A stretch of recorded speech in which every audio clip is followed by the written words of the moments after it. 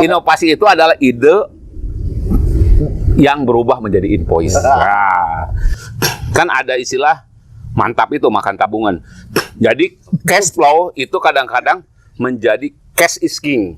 Kadang-kadang jadi joker, jadi queen, jadi macam-macam gitu. Makanya kalau ngomongin misalnya bisnis gitu, itu sama dengan orang perenang. Nah, jadi jangan hanya paham teori renang, harus berani nyebur.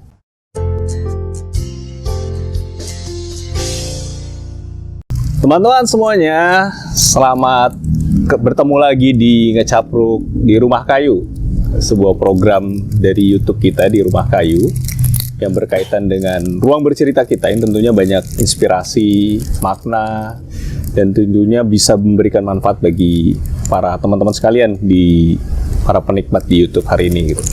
Nah, hari ini kita akan bahas tentang materi yang luar biasa bersama saya, Nugroho Adi Nugroho dan Kang Kuswoyo.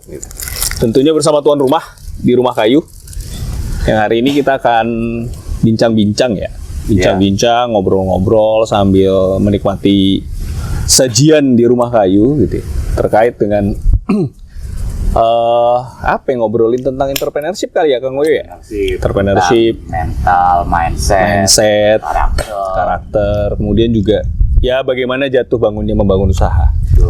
Tentunya memang ini menjadi suatu hal yang penting lah bagi kita semuanya, orang-orang yang ingin membangun entrepreneurship gitu. Karena ya negara ini juga butuh sektor pertumbuhan lah ya, sektor pertumbuhan ekonomi. Kalau yang ragu-ragu usaha gitu. Bener banget nih. Maju mundur itu karakter mental banget sebagai anak-anak muda. Apalagi fenomena startup lagi gede-gedenya sekarang kan. Ya. Kemudian juga ya tidak mudah sih. Sebenarnya bisnis itu suatu hal yang butuh keberanian, butuh mental yang tangguh gitu ya, butuh strategi yang luar biasa, dan tentunya juga bagaimana kemudian kita akan bahas tentang kiat-kiat yang luar biasa dari orang yang menjadi tuan rumah hari ini gitu ya.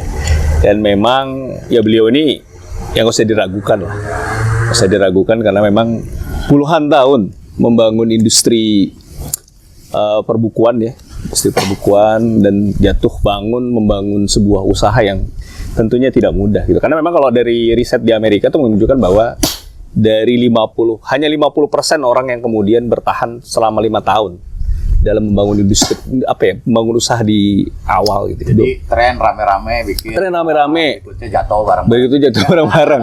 Ini kan problem gitu ya. Jadi lagi FOMO bikin usaha tapi tiba-tiba jatuh kan ini problem juga gitu. Nah, di tengah kita ada Kang Hikmat Kurnia. Beliau adalah owner dari Agromedia gitu, yang puluhan tahun membangun industri perbukuan gitu. Tentunya nanti akan kita bahas lebih jauh ya terkait dengan gali-gali juga gitu. Kang, gimana nih Kang? Awalnya terjun ke dunia industri usaha itu bagaimana sebenarnya ceritanya? Ya, gimana ya? Gini, jadi waktu mahasiswa lah ya, waktu mahasiswa kan saya itu punya problem keuangan lah. Sebagaimana mahasiswa umumnya, maksudnya mahasiswa kebanyakan. Kebanyakan kan mahasiswa itu kan umumnya makan teratur, hari ini makan besok tidak, hari ini makan besok tidak gitu loh. Puasa Daud. Puasa Daud lah, padahal memang nggak punya uang gitu lah. Nah, karena kiriman saya itu hanya cukup hidup untuk kira-kira kalau normal saja, artinya makan normal saja itu hanya 2/3 bulan lah kira-kira. Jadi hanya 20 hari, 10 harinya itu tidak cukup. Memang berarti teratur juga tuh ya? Iya teratur, kiriman teratur awal bulan, tapi sebelum akhir bulan sudah habis gitu. Tapi karena memang kurang gitu. Bukan karena boros lah gitu. Tapi tahun pertama, tahun kedua kan agak susah pasti ya. Mau kuliah, tapi tahun ketiga saya menemukan cara bahwa untuk ngakalin itu dengan cara menulis gitu. Karena saya senang baca buku gitu. Sejak SMA senang buku. Kemudian saya dapat trik gitu ya. Kalau kirim tulisan waktu itulah tahun 80-an akhir gitu. Kalau kita ngirim tulisan gitu, ada honor dari menulis di koran gitu, di majalah gitu. Panjang lah ya. Honor lah. Honornya itu paling tidak ada 15.000 paling murah. Mungkin waktu itu paling mahal tulisan saya pernah muat 60 ribuan lah. Padahal biaya hidup di Bandung itu 60.000 kira-kira. Per bulan? Per bulan. Jadi saya kirimannya kurang dari itulah. Jadi kalau saya nulis artikel di koran gitu bisa dapat 60. Tapi nah dengan begitu kan kemudian saya jadi apa ya? Jadi punya kemampuan lah untuk menulis gitu. Untuk menulis. Jadi ketika pun selesai gitu di kuliah, saya melamarnya ke dunia penerbitan. Karena menurut saya nilai seseorang itu bukan hanya ijazahnya, bukan karena dia merasa bisa apa, tapi apa yang telah dia lakukan. Jadi karena belajar menulis, terus kemudian menjadi editor lepas waktu mahasiswa, jadi ketika ngelamar ya ke dunia penerbitan buku. Dan itu diterima lah. Waktu itu karena jadi dosen nggak jadi gitu, kemudian ya sudah meramar jadi penerbitan. Jadi penerbit buku-buku dosen. Iya. Enggak, pokoknya waktu itu ngelamar lah jadi editor. Iya. Diterima sudah jadi editor karena waktu itu modalnya setupuk Artikelnya pernah tulis. yang gitu. benar, yang benar-benar sudah ditulis. Jadi orang bisa paham siapa saya. Moto mendukung ya. Portofolio mendukung. Jadi ketika diterima ya sudah terima pekerjaan lah gitu di dunia penerbitan. Jadi editor. Memang tidak lama kemudian jadi naik jabatan gitu lah, jadi kepala editor, jadi GM, malah jadi direktur gitu di perusahaan itu. Nah, kira-kira sudah dari mulai masuk sampai jadi direktur itu tidak lama lah gitu, kurang dari 5 tahun lah gitu. Kemudian lama-lama bosan juga jadi direktur gitu ya. Jadi padahal ya bukan urusan fasilitas gitu. Fasilitas memadai, gaji memadai gitu. Waktu itu ngerasa bahwa ngurus perusahaan orang bisa. Kenapa nggak coba ngurus diri perusahaan sendiri? Gitu. Memang ada sekian pemantik lah, ada beberapa pemantik yang memungkinkan saya bangun usaha. Tapi kan bangun usaha itu tidak mudah ya. Iya. Jadi gini loh, kalau kita bekerja, yang kita jual itu kan waktu kita, keahlian kita. Itu kan itu waktu kita, tenaga kita, keahlian kita, pikiran kita jual. Itulah kita dapat gaji kan. Nah, ketika dapat wirausaha, modal keahlian, modal jaringan, modal waktu itu tidak cukup. Harusnya juga ada tambahin modal uang kan. Nah, saya tidak punya uang. Tidak cukup punya uang. Jadi kemudian setelah keluar ya sudah karena ada modal itu bukan hanya uang ternyata. Belakangan saya jadi baru tahu bahwa modal itu bukan hanya uang. Misalnya nama baik, pertemanan, terus relasi yang banyak, networking lah. Itu tuh salah satu modal gitu. Nah, akhirnya saya ketemu teman-teman, ya sudah bikin usaha rame-rame gitu. Jadilah Agromedia yang sekarang itu terjadi 2001. 1 April 2001, jadi April Mop. Jadi April Mop lah. Nah, jadi waktu saya bikin, mau kemana, Mat? Mau keluar. Nah, ini mau April Mop katanya. Tapi saya beneran keluar. Bercanda nih orangnya. Bikinlah usaha. Tapi kan kemudian modalnya nggak ada. Jadi saya hanya sewa satu rumah di Bintaro sana. Sewa rumah tipe 36 lah kira-kira. Sewa rumah, memperkerjakan satu OB. Satu OB. Pegawai berapa kah? Ya waktu itu saya dan OB itu pegawai. Jadi ketika ada Agromedia itu didirikan, ya pegawainya saya gitu dan OB itu. Jadi yang Iya. Jadi saya iya benar. Jadi saya karyawan 001, dia 002 gitu. Jadi kalau sekarang kan, pengganti ya. jadi kalau saya keluar nyari relasi, ketemu perelasi, ketemu penulis, ketemu percetakan, ya yang ngejagain kantor itu OB lah gitu. OB gitu. Dan itu tenaga lainnya itu outsourcing saja. Outsourcing, dibantu teman-teman, dibantu apa. Sampai menjadi punya karyawan sekarang setelah 20-an tahun gitu. Sekarang April besok 23 ya berarti ya. 22 ya. Luar biasa, cepet. 2001 ke 2003, 2022 tahun. 22 tahun ya ada ribuan karyawan lah gitu. Jadi lumayan lah sebenarnya seperti itu. Jadi nah cuma kan memang proses itu belakangan saya menyadari tidak gampang gitu, tidak gampang. Waktu itu kan hanya dimulai dari satu impian. Jadi bisnis itu menurut saya harus punya impian. Kita mau ngapain sih? Waktu itu begitu saya mau bisnis sendiri, saya ingin jadi penerbit nomor 3 lah di bidang pertanian. Gitu. Makanya namanya Agromedia namanya. Kalaupun sekarang banyak penerbit dalam kelompok ini, Penerbit pertamanya Agromedia. Jadi kenapa ingin jadi nomor 3? Karena apa? Yang nekuni pertanian secara serius itu cuma 2. Betul. Jadi 1 Kelompok Trubus, tempat saya bagian bekerja di situ. Dulu di situ. 1 Kanisius. Nah, jadi kalau impiannya, oh ya udah, kalau minimal jadi nomor 3 deh. Artinya banyak penerbit yang tidak serius menekuni bidang pertanian, saya akan menjadi penerbit yang serius dunia pertanian. Artinya awalnya segmentasinya pertanian ya Kang. Aslinya pertanian dalam pengertian luas lah. Iya, Artinya iya. bukan hanya budidaya, tapi hobi juga, bisnis juga. Gitu. Awalnya sih itu, makanya kemudian beranak pinak menjadi berbagai penerbit dan usaha-usaha lain. Gitu. Kang, boleh tanya nggak nih? Pertama kali buka buku apa yang itu, Kang? Yang Masih ingat nggak Kang? Masih ingat Buku nggak? pertama yang diterbitkan itu kan oleh Kang pokoknya- Hikmat. Pokoknya ya, bulan berapa kali itu? ya waktu itu begini. Jadi untuk saya itu hanya punya duit kira-kira kita itu bermimpi nerbitin 3 judul per bulan awalnya. Jadi setahun kira-kira 36. Itu atas dasar kemampuan uang yang ada. Karena saya punya uang kan tidak banyak. Kemudian saya ngajak teman-teman lah. Sehingga terkumpul 10 orang. Nggak tahu kasihan, nggak tahu apalah. Pokoknya naruh duit lah gitu. Jalan aja tuh. Oh jalan aja nih, gua sumbang lo lah gitu. Tapi belakangan nggak enak, itu jadi saham lah gitu. Nah, dari buku itu kemudian lahirlah buku itu 6 buku pertama. Beternak itik, beternak ayam, walet, apalagi ya, walet, beternak itik, ayam, tanaman obat kalau nggak salah. Pokoknya 6 judul lah kira-kira gitu. 6 judul, kemudian buku itu saya ubah konsepnya memang. Waktu itu buku pertanian itu latar belakangnya sampulnya hijau. Saya ubah sampulnya putih. Supaya apa? Pertimbangannya betul Kang? Supaya mencolok di display. Karena zaman itu kan toko buku dominan nih. Iya. Tahun 2000-an kan toko buku dominan. Jadi walaupun saya punya 6 judul, display di tokonya dominan karena judulnya sama putih gitu.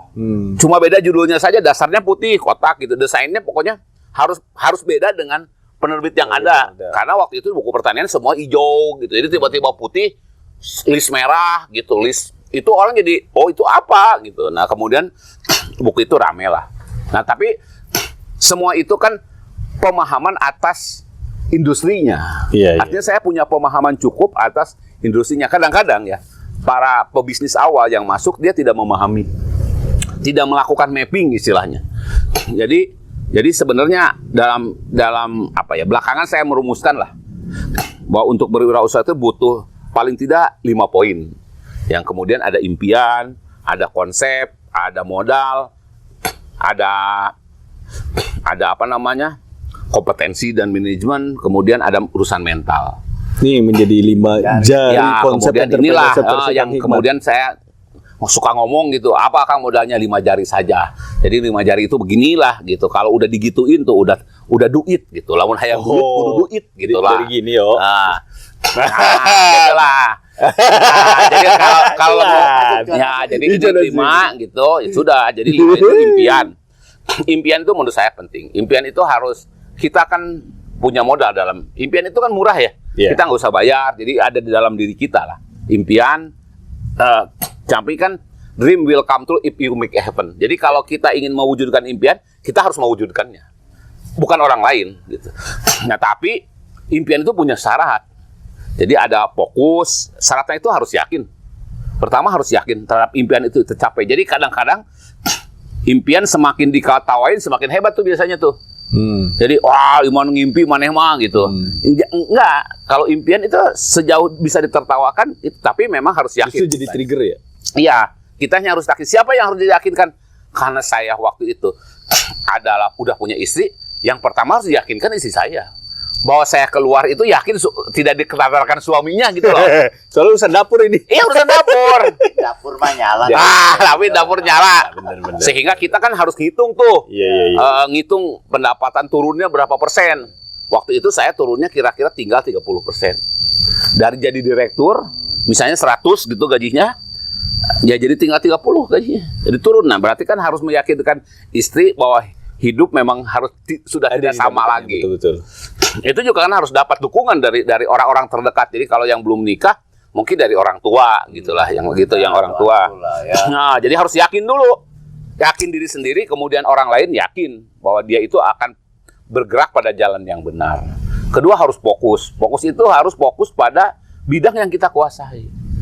Bidang kita kuasai, bidang yang memang kita tahu betul di situ. Passion kah? Mappingnya udah dapat. Bukan hanya passion. Bukan passion ya? Jadi kita itu harus melakukan mapping terhadap bidang itu.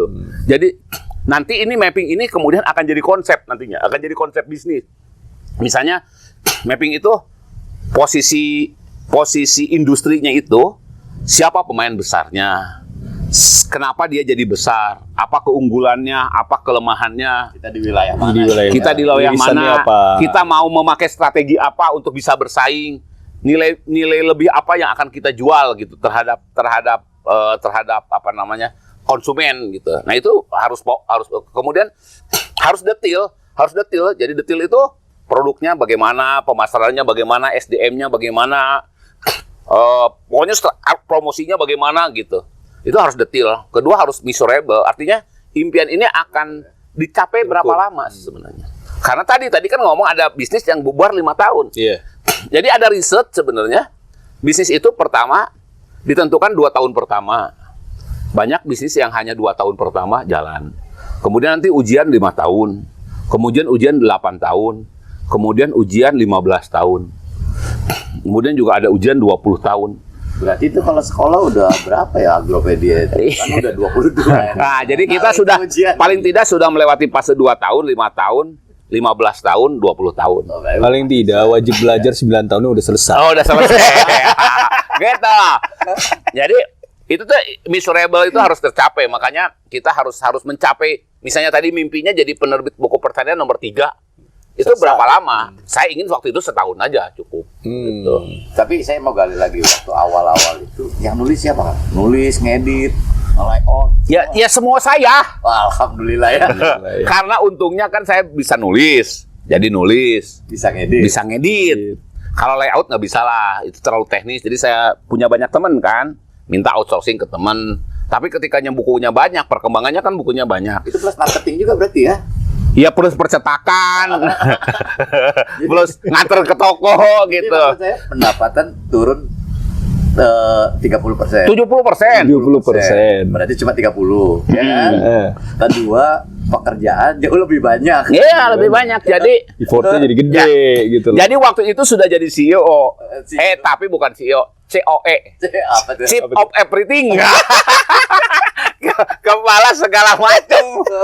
Jadi segitulah, Chief of Everything. Jadi segala dilakukan lah. Segala dilakukan sehingga kadang-kadang kalau ketemu di toko buku gitu, ketemu bekas anak buah saya lagi mikul buku gitu. Anak buahnya, Pak sama saya aja. Kan nggak enak saya. Lu kan kerja untuk orang lain, saya kan kerja untuk beda lagi gitu, beda perusahaan. Jadi saya ngerti sendiri. Awal-awalnya teman-teman toko juga sungkan, lama-lama biasa saja. Tapi itu ya tidak lama lah. Berapa lama Kang nge-develop itu sampai akhirnya mendapat? 2 tahun pertama mendevelop. 2 tahun. Jadi 2 pertama itu memang babat alas. Itu artinya memperkuat lini produksi, membabat alas pemasaran gitu, memasuk ke berbagai toko. Tapi kan untungnya saya punya banyak teman. Jadi jaringan tuh networking itu penting. Iya, jadi saya punya banyak teman dan punya nama baik lah. Jadi ketika saya masuk, makanya saya tadi bilang modal itu bukan hanya uang. Reputasi ya? Reputasi, nama baik. Saya tidak pernah cacat selama ini. Selama saya bekerja di perusahaan lama, saya tidak pernah misalnya bayar royalti, mundur, bayar tagihan, nggak jelas, saya nggak pernah. Saya selalu komitmen itulah. Nah itu, sehingga orang juga percaya. Makanya kemudian, inilah yang membantu saya. Jadi setelah kita impiannya itu memenuhi 4 syarat, sebenarnya itu bisa kecapai menurut saya. Jadi kadang ini kan, misalkan ketika rada membesar kan ya, kita kan mendeliver orang nih. Kadang-kadang itu gimana? Ada maksudnya gimana sih membangun? Tadi kan maksudnya kita Kang Hikmat membangun track record dari sendiri lah gitu. Tahu dari bagaimana dari marketing, produksi, gitu loh. Tiba-tiba Kang harus merekrut orang, kemudian juga mendelegasikan bahasanya atau ya, jadi sebenarnya mah distribusikan pekerjaan. jadi bisnis itu bukan hanya membangun tim, Iya. tapi membangun sistem.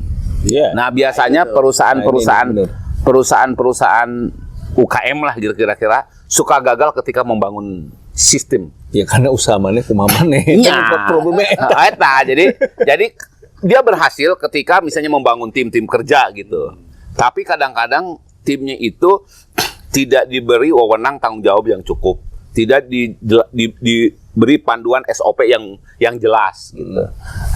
Terus misalnya keluar masuk uang juga tidak punya panduan. Nah, di situ sebenarnya banyak bisnis yang gagal ketika scale up. Jadi ketika scale up, apa dulu yang dilihat? Jadi gini, makanya tadi setelah impian kita harus nurunin konsep. Oke. Impian itu harus diwujud. Kan kita mapping ya. Ya. Tadi Ya. melakukan misalnya siapa pesaingnya, siapa itu disebutnya pemahaman tentang lingkungan usaha lah. Bahasa akademiknya mah begitu. RAD. Jadi RAD lah. Ya, jadi itu mapping bahasa umumnya, tapi di dalam ekonomi gitu, di dalam bisnis disebutnya memahami lingkungan usaha. Nah, lingkungan usaha itu kan ngomong siapa pesaingnya, siapa pemain terbesar, apa keunggulannya, apa kelemahannya, apakah kita bisa memberi nilai tambah di situ. Jadi misalnya sekarang usaha kopi, semua kopi gitu. Kita bingung nilai tambahnya apa sih antar kedai itu. Value-nya apa ya? Edit value-nya itu apa? Nggak jelas. Jadi memahami lingkungan usaha itu butuh itu. Kedua juga memahami produk. Produk apa yang kita jual? Keunggulan produk apa yang kita saing? Apa produknya sesuai dengan kebutuhan pasar apa enggak? Memahami marketing. Bagaimana mendeliverynya, bagaimana promosinya, bagaimana pricingnya. Itu juga bagaimana kalau misalnya jasa malah bagaimana people-nya, melayaninya. Bagaimana SDM-nya. Waktu itu saya ngerekrut karena apa? Karena waktu itu kenapa buku pertanian? Karena buku pertanian itu waktu itu ada tren sekarang terbitnya lama, 2-3 bulan. Nah, saya butuh buku terbit cepat gitu. Kecepatan nih ya. Iya, kecepatan. Makanya direkrut SDM-nya orang anak muda yang bisa nulis. Yang energinya lebih Itu berarti anak muda. Kemudian anak muda itu kan tidak punya pengetahuannya, punya keterampilannya. Iya. Nah, suruh wawancara pakar dan praktisi. Makanya bikin waktu itu buku pertamanya yang tadi walet, itik, ayam. Itu Anda bertanya, pakar menjawab. Gitu judulnya. Sama kayak gini nih. Kita bertanya, Kayak gitu. Jadi kan jadi kan langsung. Iya, Terus iya. cara penyajian bukunya juga misalnya dari produk kita ubah. Kalau dulu kan mengenalkan produk dulu gitu kan ya. Saya enggak, misalnya buku angkrek rajin berbunga, kenapa judulnya membuat angkrek rajin berbunga? Why? Bukan Mulai dari why kan gitu ya. Why? Angkreknya nih. Bukan cara misalnya Bukan bicara taksonomi produk. angkrek Iya. gitu. Famili angkrek itu maksudnya apa, familinya apa, genusnya apalah gitu. Padahal yang dibutuhin bunga anggrek. Kan ibu-ibu tuh senang. Iya, benar-benar. Kan ibu-ibu itu market yang ingin spesifik angkrek secara keilmuan kan sedikit ilmuwan. Tapi kalau membuat angkrek rajin berbunga kan ibu-ibu yang seneng ya. Iya. Iya kan? Angkreknya bunga diceritain kemana-mana, di arisan, di mana-mana gitu. Nah, itu makanya judulnya angkrek semua. Jadi judul pertamanya langsung impresi, yang baru penjelasan kenapa berbunga, tekniknya apa saja. Artinya sudut pandangnya dirubah dari yang based on produk menjadi kebutuhan. Betul. konsumen. Makanya itu harus dipahami marketingnya. Nah, di situ harus punya tren kan. Berarti kan memahami produk itu termasuk manajemen keuangannya. Bagaimana keuangannya? Bagaimana aturan main dengan penulis, aturan main dengan pemasar, aturan main dengan distributor, aturan main dengan toko buku. Kan misalnya gini, karena saya nggak punya duit, kan duitnya waktu itu datang bulan keempat. Jadi kalau kita masukin ke toko buku, duit datang bulan keempat lah, kira-kira rata-rata lah duitnya tuh bisa diputerin. Artinya bulan pertama jualan, bulan kedua nagih, bulan ketiga uang masuk gitu, bulan keempat baru uang itu bisa digunain. Nah, berarti kan butuh 3 bulan keempat lah. Nah, berarti kan keuangannya juga butuh modal 3 kali kira-kira. Nah, supaya 3 kali apa? Ngutang ke percetakan. Bayarnya 3 bulan aja, 3 bulan. Bisa cicil tuh, Pak. Waktu itu karena dipercaya bukan nyicil, bayar bulan keempat. Kan waktu itu masih dipercaya gitu.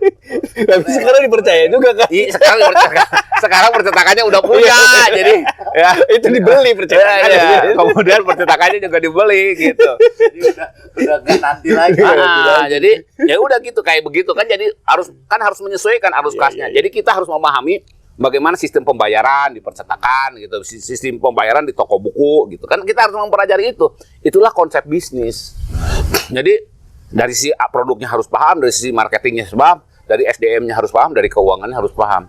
Nah, baru kita butuh modal. Modalnya apa saja? Berarti modalnya tadi uang. Pastilah uang mah butuh lah, nggak mungkin. Bisnis tanpa uang itu enggak. Tapi kan ada nama baik, ada kepercayaan, ada networking, ada teman-teman semua gitu. Makanya modal itu kan bukan hanya uang. Disitulah poin ketiga. Poin keempat apa? Keahlian, kompetensi. Kompetensi itu dibangun tidak ujug-ujug kan. Iya. Saya misalnya bisa bikin usaha penerbitan karena 9 tahun sudah bekerja di tempat lama. Kemudian saya punya pengalaman di zaman mahasiswa nulis. Jadi saya tahu tulisan jelek, tulisan Hulu hilirnya udah tahu lah. tahu lah gitu. Jadi ketika ini buku ini laku apa tidak, saya tahu buku ini udah. Nah, cuma pada perkembangannya tidak cukup, itu butuh riset lah gitu. Nah, kan kita harus menaikin terus kompetensi kita itu. Makanya kemudian kompetensi menjadi penting. Tapi selain kompetensi, keahlian gitu, selain modal, selain konsep, butuh juga yang namanya mental. Kadang-kadang orang suka kacau tuh, baru rugi sedikit sedih, baper gitu. Iya. Nah, gitulah. Nah, karakter itu kan sebenarnya yang pengen digali ya sebenarnya, digali karakter-karakter. Kadang-kadang kita itu kan. malas nih Kang, misalnya ngerjain buku 3 buku, 6 buku dengan logistik kekurangan. Kontinuitas itu, Gimana ngebangunnya itu pas lagi? Enggak, kalau ngebuku ya nggak apa-apa, gampang aja. Yang susah gitu tiba-tiba uang kita hilang. Oh gitu ya? Ditipu gitu loh. Ya, tiba-tiba bisnis gagal gitu. Itu gue sering ngalamin nih gitu. Iya kan, banyak orang yang baru bangkrut Mas kan banyak sekarang. Orang bisnis, misalnya bisnis pertama kopi bangkrut, pindah jadi laundry gitu. Pindah lagi jadi apalah dagang apa tuh? Cilok apalah gitu, apa namanya. Kan itu banyak orang pindah-pindah begitu. Iya, itu hal yang seperti itu kan sebenarnya kadang-kadang ada orang yang sudah membangun bagus sebenarnya, on the track bagus tuh Kang. Tapi tiba-tiba dia ada rasa bagaimana dia ingin bukan mengekspansi bisnis yang dia geluti, tetapi justru dia pindah core bisnis Justru lain itu Kang. Harga belajarnya kemahalan. Kan dia belajar terus, nanti yang bisnis kopi gagal, dia belajar dari kopi, harganya mahal. Bisnis laundry gagal lagi, harga mahal, semua habis. Jadi harusnya dia mempelajari kopi ya sampai kita hatam kopi. Kalau perlu sampai ketiga kopi begitulah. Tahu jual. Godaannya itu baru belajarnya tuh. Iya, Kang. Ketipunya kan pasti kan. Iya, ketipunya, makanya Iya, mental iya, menjadi bisa. penting. Mental menjadi penting di situ. Makanya kalau ngomongin misalnya bisnis gitu, itu sama dengan orang perenang. betul. Jadi jangan hanya paham teori renang, harus berani nyebur.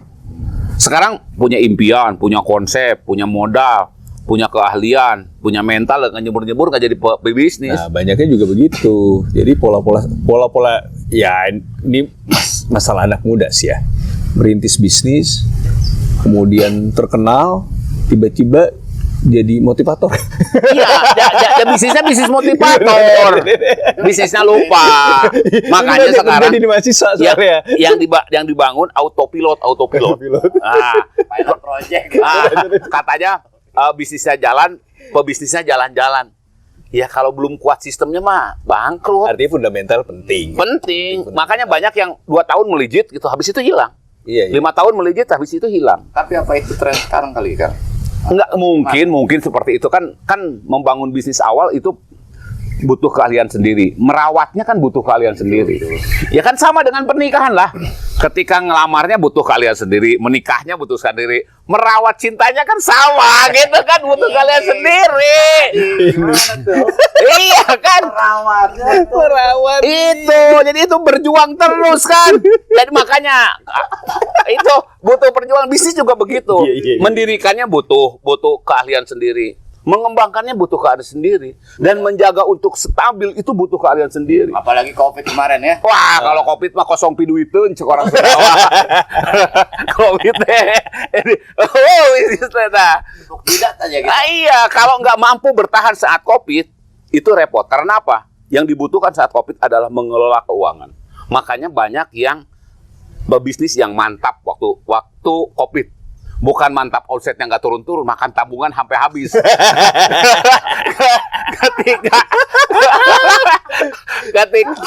ketika COVID-nya hilang, ya udah habis duitnya. Mau bisnis apa lagi? Dia udah terlalu banyak makan tabungan, makanya menjaga cash flow gitu. Itu penting. Makanya kemudian di kalangan pebisnis suka keahlian. Nah tadi kan kompetensi itu kan termasuk memahami keuangan. Kan ada istilah mantap itu makan tabungan. Jadi cash flow itu kadang-kadang menjadi cash is king.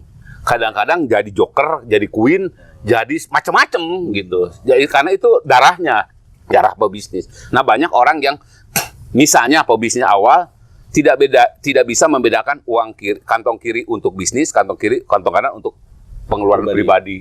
Kecampur. Begitu campur udahlah nggak bener lah itu. Nggak bakal gede-gede. Tapi kan biasanya kalau ada sesuatu yang ketika jatuh gitu atau waktu COVID kemarin, walaupun pada banyak gitu industri yang jatuh, tapi kan ada peluang-peluang lain pasti kan. Iya, makanya kemudian disitulah butuh menjadi pembelajar.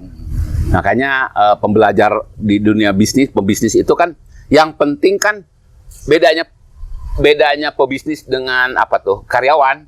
Kalau karyawan kan berpendapatan tetap. Nah kalau ini tetap berpendapatan gitu. Jadi harus tetap ada duitnya terus. Yeah. Kalau enggak teman-teman diperhatiin. Jadi ini harus di-highlight gitu kan. Kalau enggak kayak gitu ya. Kalau karyawan kan tetap tanggal segini ada pendapatan tetap. Nah, pebisnis harus tetap berpendapatan, enggak bisa tidak.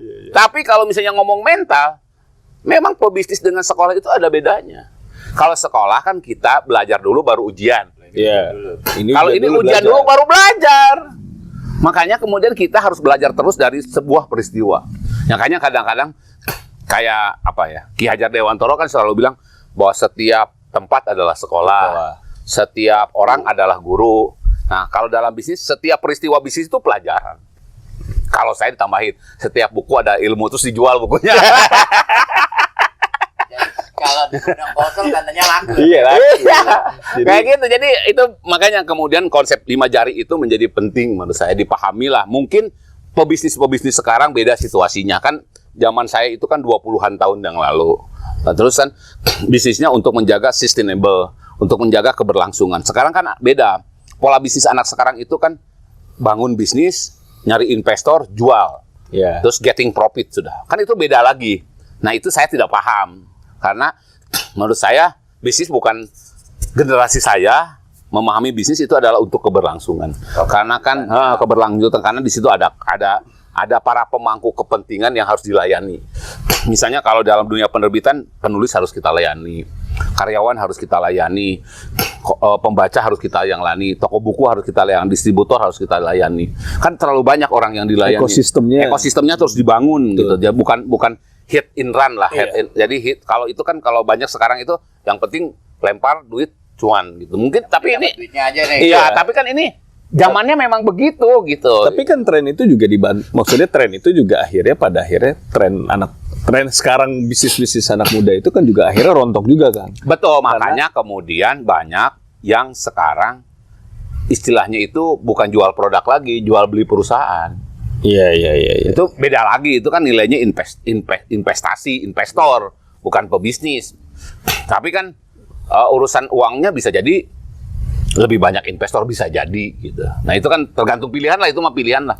Tapi menurut saya zaman saya relevan, pengalaman saya relevan ketika zaman itu. Mungkin zaman sekarang berbeda lagi, pola bisnisnya berubah lagi. Nah untuk memahami pola itu kita dituntut untuk beradaptasi. Kita dituntut untuk belajar, makanya kemudian menjadi learning orang yang terus belajar itu menjadi sangat penting. Dan tidak hanya orang ternyata, setelah besar organisasinya juga menjadi learning organization. Dan inovasi penting nggak? Iya, inovasi itu penting. pentingnya. Malah cuma kan ini kan industri kreatif ya. Dunia buku itu industri kreatif. Jangan sampai inovasi itu hanya tidak gini. Jadi inovasi itu kan berbasisnya ide. Nah, kalau ide tidak bisa berubah jadi invoice, bukan investasi. Iya, ini menarik ini. Jadi, gini, maksud saya, inovasi itu tidak akan menghasilkan apa-apa kalau tidak bisa dikapitalisasi. Betul. Nah, inovasi itu kan berbasis ide. Ide itu menghasilkan kreativitas. Nah, ide akan menjadi menguntungkan kalau diubah jadi invoice, Benar. diubah jadi tagihan, gitu. Betul. Nah, kalau Belum itu belum jadi cuan. belum jadi itu. Jadi kalau misalnya dikatakan, oh saya mau berpikir out of the box, ya memang, tapi pendapatannya keluar dari box kan percuma, gitu. Nggak dapat apa-apa juga. Jadi kayak gitulah.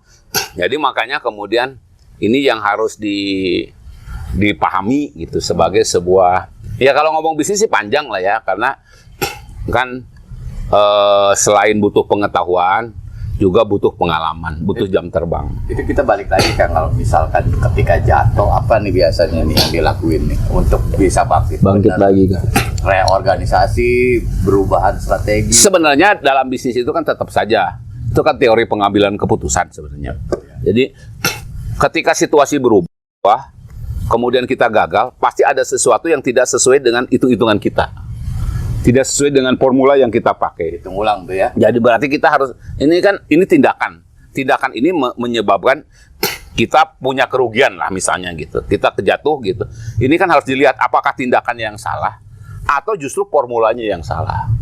Nah, formula itu dapat dari mana? Formula itu dapat dari mapping yang telah Artinya dilakukan. gejalanya dipahami dulu, dicari tahu gejalanya. Iya, jadi kan dalam proses bisnis ada 3 langkah lah.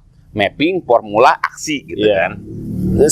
Selamanya seperti itu. Jadi kalau salah tindakannya, kita lihat tindakannya benar apa tidak. Oh, tindakannya sudah benar. Berarti formulanya bisa jadi salah. Nah, formulanya sudah benar atau tidak? Oh, bisa jadi salah. Lihat mappingnya. Berarti kalau mapping, pelajari lagi. Seperti habis pandemi nih.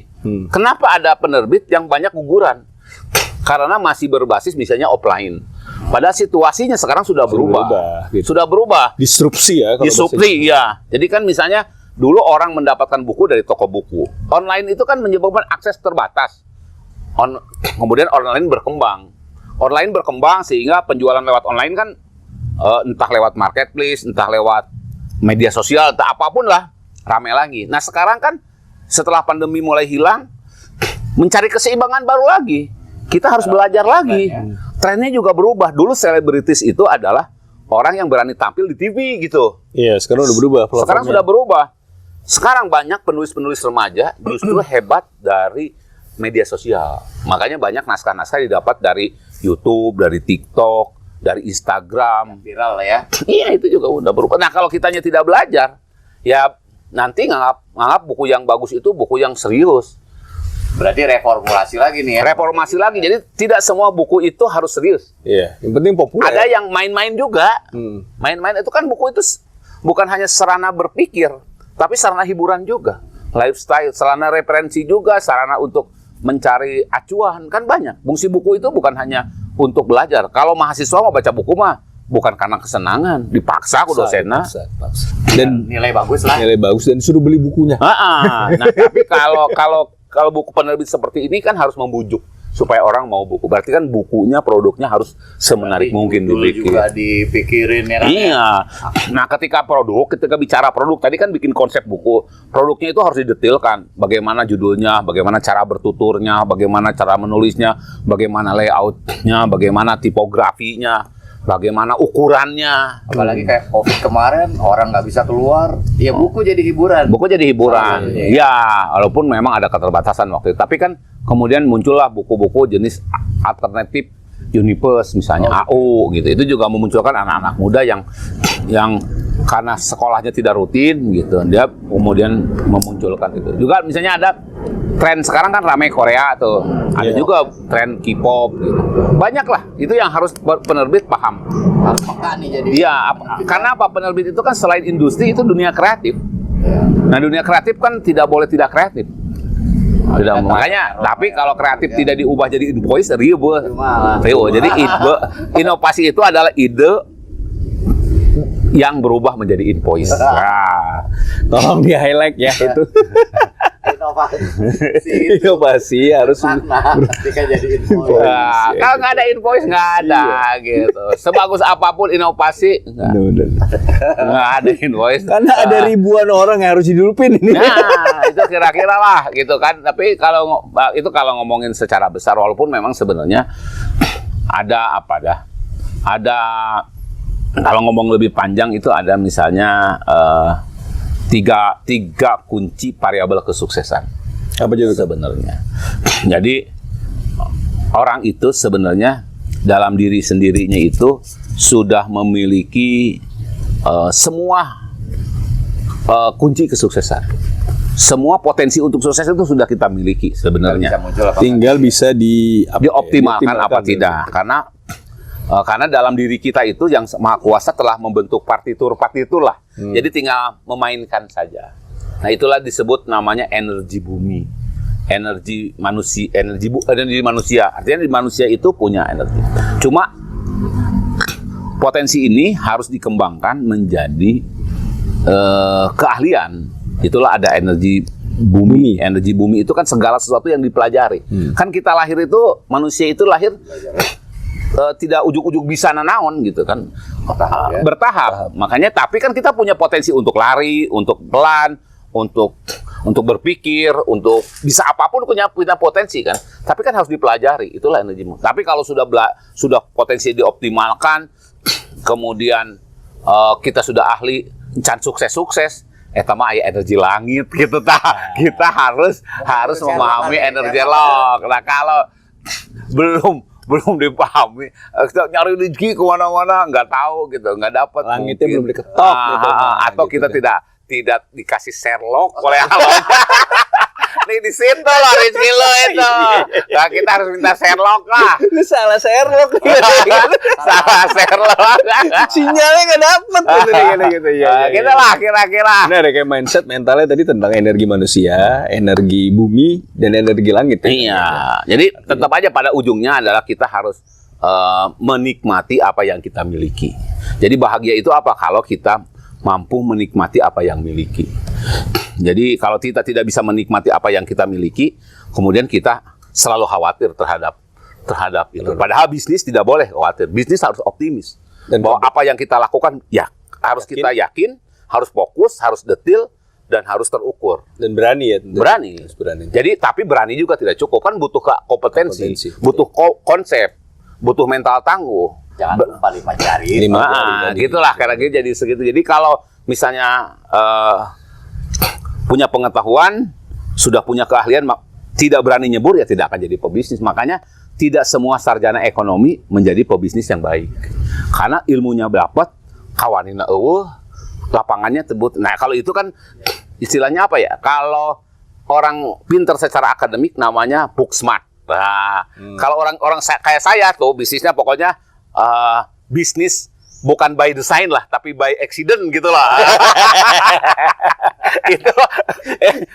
itu street smart namanya. Jadi kecerdasan jalanan lah gitu lah. Kalau book smart kan profesor gitu ya. Kalau ini street smart lah gitu. Kecerdasan by accident gitu lah. Energi bumi tadi. Iya.